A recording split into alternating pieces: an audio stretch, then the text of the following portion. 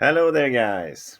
Again, we are looking at two rooks versus a queen endgame, and the solution here is very, very sophisticated, I would say. Very, very pretty.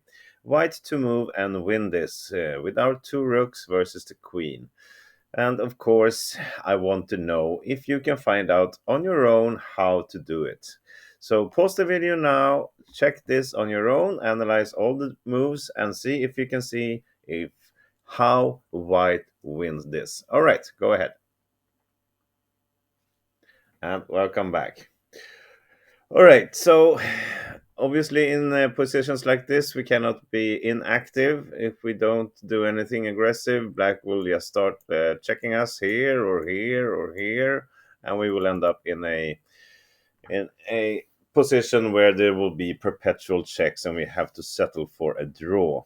And there are no glamorous rook sacrifices in this one. It's not even something to look at. They're pointless. So let's just go to the solution right away. We need to set up something clever, and we do that with starting with rook to g2 check. This is a pretty obvious move, I would say. After, of course, you checked all the others. And if black now moves to the h file, well, then it's pretty easy victory here, obviously.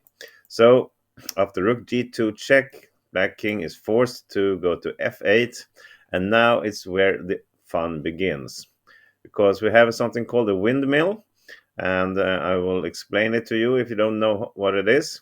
It means that you are forcing black back and forward while you are achieving something pretty with a long run with a king or a bishop or a pawn or something like that. In this case, a king.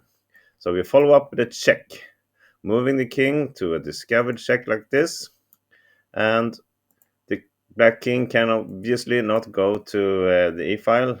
We will check with either rook and then just take the queen. So he has to go back to the G file, G8 or G7 doesn't matter that much. And now we continue with our windmill. It's our king that has to be somewhere else. And again, a discovered check like this. And again, the black king cannot go to the H file. He will lose a queen like this and then lose the game. Obviously. So that's not working. So he has to go back. Black is forced to go between the G file and the F file, and we will do with the same with our king.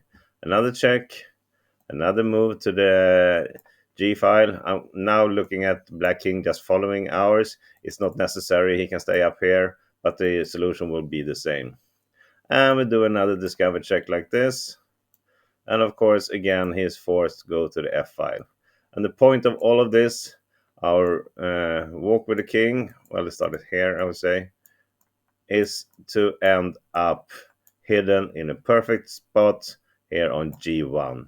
Here's the check. We hide behind this rook, and now all of a sudden the black king cannot go back to the G file. Instead, he has to go to the E file. And then, of course, we follow up with a check here. We skewer the king and the queen, and we win this. And after that, white wins the game. So very, very pretty. I would say start with a rook check here, and then you just walk the king down. And the art of doing this is, of course, to analyze and see this maneuver already from the beginning, and then you just carry it out over the board, and you win this as white. So pretty little study. I hope you enjoy this. Thank you for watching. See you again tomorrow. Bye bye.